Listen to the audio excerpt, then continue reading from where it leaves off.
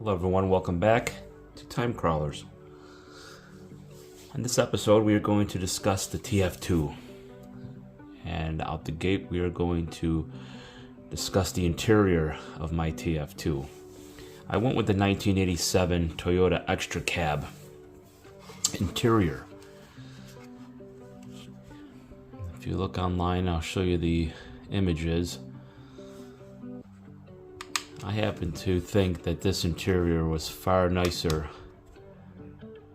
than the actual interior that comes with the TF2. Which frankly is just trash considering how many years that vehicle has been out now. It's now been out for quite some time, and what I'm showing you is truly nothing new. You spend about 5 minutes, you can find hundreds of videos on this very same vehicle. But I'm just giving you a close-up of what I've created. These are your seats. This is the floor pan here. I've taken and you have to modify, cut out spaces. This is a separate piece of some extra material that I had from something. It just so happened to fit perfectly under here, and allows it to sit in the actual body nicely.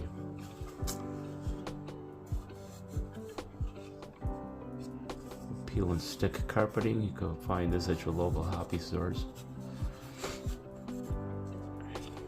Shifter boot. Turned out pretty nice. They do have backing for these seats. I didn't bother, considering this is all covered up once it's in the vehicle. If you wish to invest more, you can buy the back of these seats. Excuse me. Again, here are the 6-inch figures. They fit nicely to the vehicle.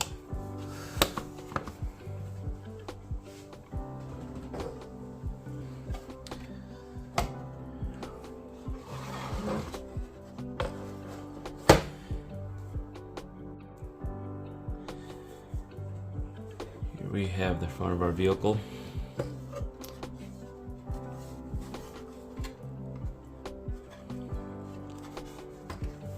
Matching paint, not quite. White on white. This body came pre-painted. All these stickers, this actually comes with the kit. This was not a kit, this is ready to run. Come up with your own ideas of how to lay your stickers out. Painted the interior all black. Dashboard blue. You can really see all that.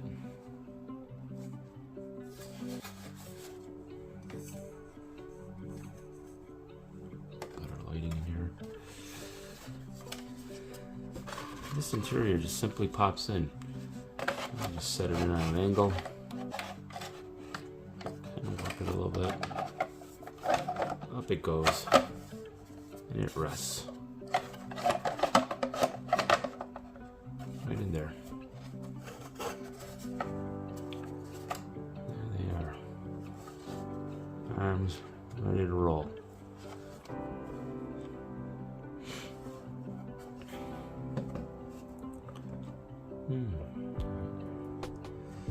It's nice they made these rubber.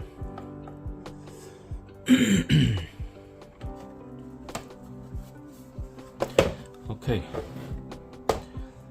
Let's show you the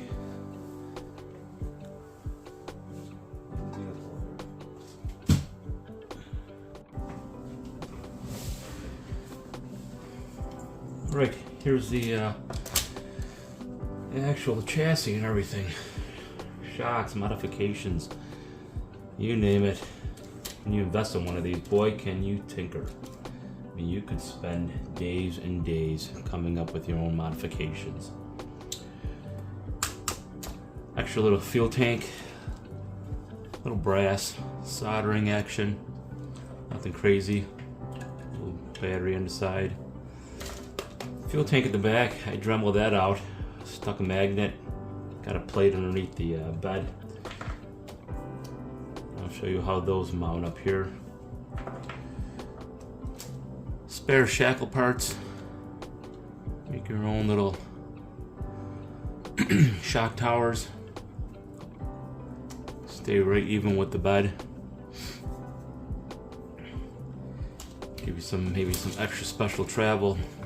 Here I've made my own shock towers. They're in real tight to the wheels right now. They're not touching. They drop the shock. I don't recall exactly what length scale shock that I have there from RC4WD drive. U-bolts. That allows you to get, you know, some travel along with the droop. Get the most out of those shocks. Turned out pretty nice. They were not as tight as what they are here. That you can see. It just so happens I have some new spacers for the wheels. I'm trying to bring the wheels in as much as possible, give it a more scale look, tuck the rims in, and we have some issues with that as well. We'll talk about that in a minute. Up top, she's running a Hobby Wing Quick Run Fusion motor. One of these for the crawlers, the 2-in-1 brushless system. Fantastic, stealthy as can be, as quiet as can be, and you can see it fits. You have plenty of room. The whole body drops in. Tiny little receiver. I'm running a FlySky controller. Won't discuss that controller. I don't have anything negative to say about it. So far, it works just fine.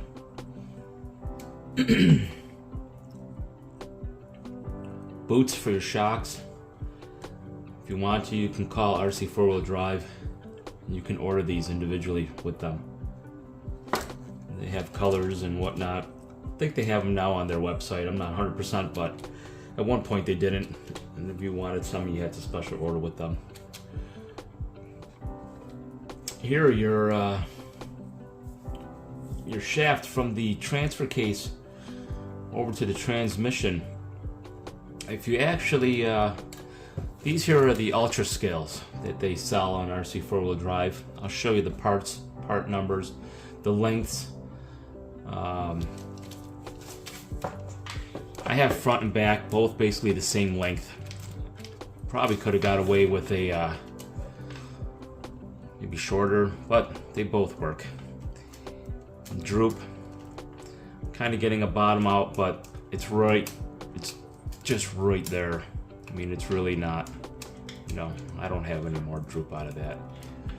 So, but I could have gotten away with a little longer on the rear. In the front, you know, she droops out, she's good. These are really nice. All these little grommet screws that are on here, boy, I tell you, you don't want to lose one. So when you use some thread locker here, this has a whole bunch of small little bolts as well. Give it this more scale look. Put some thread locker, and when that dries, believe me, add some more. You don't want to lose these. RC4WD drive, I'll give them an A out of customer service here. They will definitely, you know, send them some photographs as to what you're missing, and they'll do their best, and they have for me, and get you up and running again. Upper half here, I purchased one for this particular shaft. If you take the OEM shaft that's on here, you have two grommet screws on both sides, and if you don't have your motor hooked up, and if you don't have both the screws tightened, you can grab your wheels and you can freewheel this pretty nicely, and it'll just spin. But the minute you tighten both of those, the tolerances are not the best. So on this particular vehicle, it immediately just kind of shifts, you know, less than a millimeter, but it's enough that all of a sudden you can notice that it does have a bit of a bind. once I got rid of that and I actually purchased this, I mean, it literally is right in there. It fits. There is a hair worth of play there, but it's enough. Without this motor here, I was able to just take and freewheel all 4 wheels, no binding, everything tightened, and that really does help out. So yes, I don't know if there's any other aftermarket little drive shafts you can add in there, but this one's pretty nice. On the rear here, I threw the RC4WD drive mud guards. A little tricky to get them on there. This is the way I found.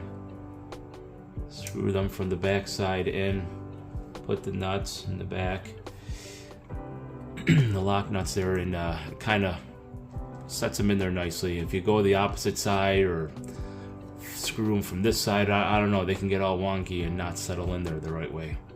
But this way seems to work nice. Still have the original plastic sliders here. Rims, I went with the deep dish look.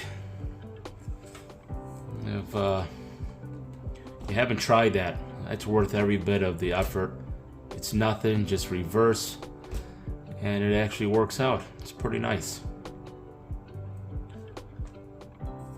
Before I get to showing the body and throw that all on here, and scale hubs, these wheel spacers, here's a dilemma. Let's get in here and show you real quick. These are RC4WD drive. I don't have the part number for this particular spacer. It's to help you bring that wheel in. Gives you a flatter face here and really lets that set the wheel in. Problem here is, if you look on this side, there's a lip. There's a decent lip. That's got to be a good 2 millimeters or 3 coming out the side here. That doesn't allow your scale hubs there to set flush. I hope this is in camera here. And it leaves a gap. It's not very appealing, even if you're using one of the lock nuts that come with these vehicles. Haven't come up with a solution for that. I think you could knock off a few bit of a millimeter or 2 off of this, but this insert there, this cutout, doesn't give you much room. Plus there's a little lip in the inside which helps things to hold. I don't know. RC4WD drive knows about this issue. Oh no. They did their best. They looked into it. What they ultimately did was gave me credit, and I wound up picking out a set of scale jack. Oh, well, that's better than nothing. It is what it is. Still got my wheel in. Whoops. Set in a little further. Nothing overly crazy.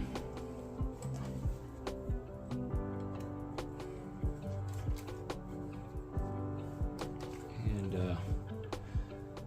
that's what we have there.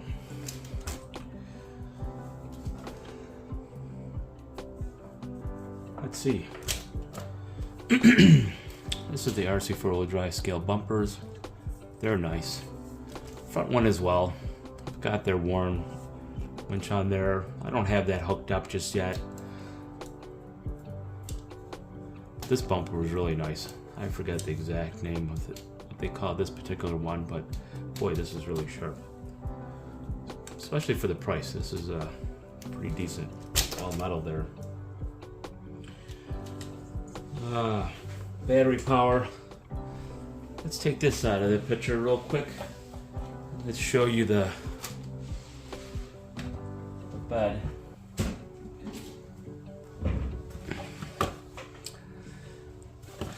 shorten the bed. Instead of bobbing, everybody cuts out the back side, shifts it back. I went the other way. There's a gentleman out there overseas, and Ruthie, I believe he calls his vehicle, or is his name, I don't recall what it is. His vehicle's green. He chopped his bed. Put a tan top on the back of it. He's got a space, he's got spare tires behind, fuel cell. And I thought that was the coolest looking thing. So I decided to make my own version of that. And that's what I did. Bottom, there's the plate I was talking about. The magnet, that helps. Here's the plugs for a little sound box. One of these ESS ones.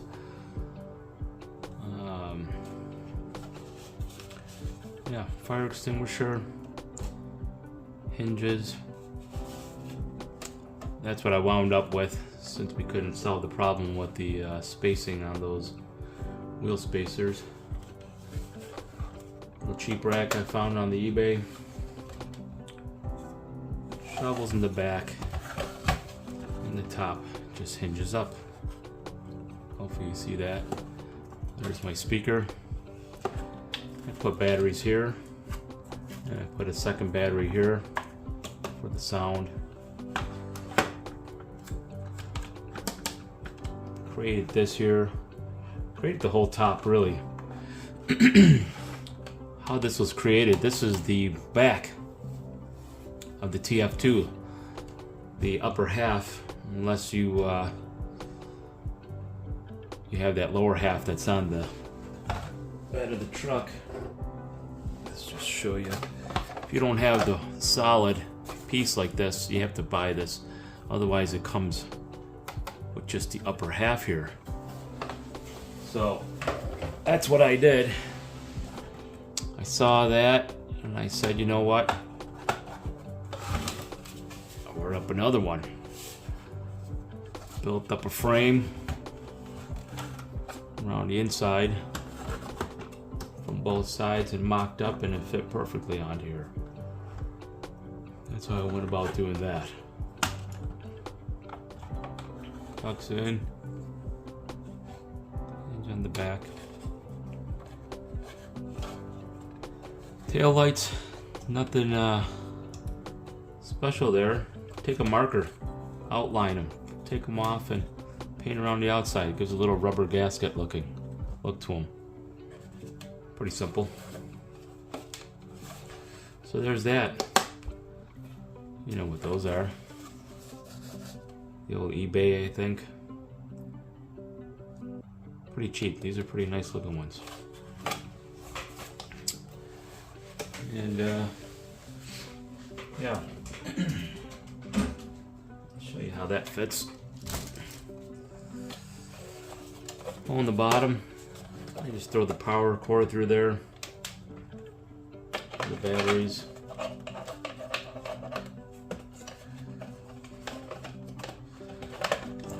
This will just set right in once the magnets pick up.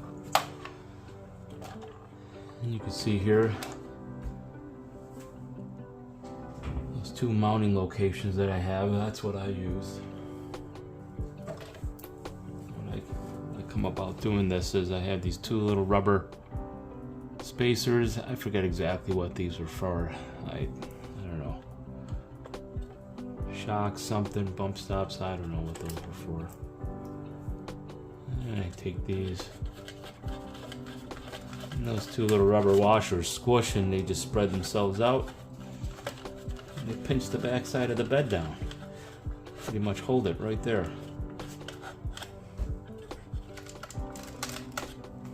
Nice and snug. Again, batteries, yada yada. Throw it in there. She's good.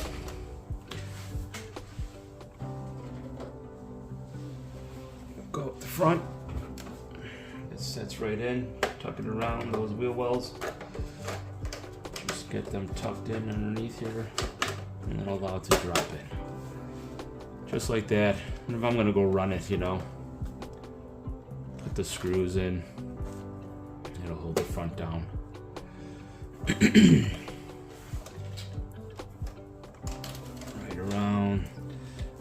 was gonna run it, everything would be hooked up in there. You just take a spare tire right there, drop her right in.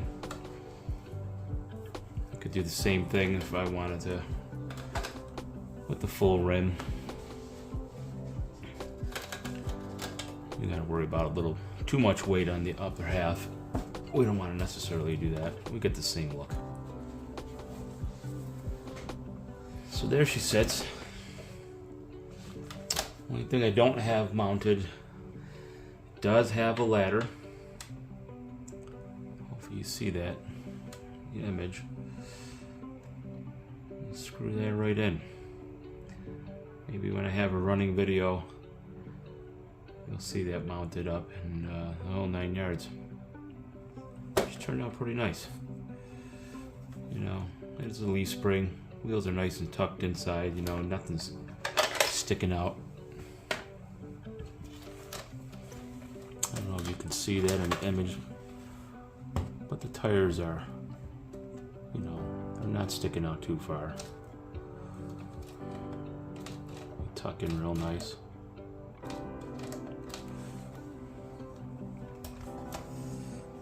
Get a lot of, you know, leaf spring action. That's what you get out of leaf springs. Well, I believe that's about all I can say about this rig. Hope you enjoyed this video. Hope you enjoyed my TF2. That's the rest of those stickers running down the turbo diesel. I'll pretend she's got a diesel. The tires. I don't know what the hell you say it. Mojave, something. These are pretty decent. I'll try to show you a picture of these. They were not expensive, and they're pretty nice. Good size. You know, things look a little bit more portioned here versus these big OEM tires, you know. I'm not knocking them, but these look a little nicer on here. Alright, thank you again for watching Time Crawlers. And stay tuned, please. Do all that jazz and yeah, please. And stay tuned and we'll give you a little video of this bad boy running. Try not to roll it. It is a scale vehicle. You know, control your vehicles within their means. You know, this is not meant to be a spider crawler. Call it an Outlander. Huh? Maybe they're out for a little adventure. Okay, you guys take care. We'll talk to you soon.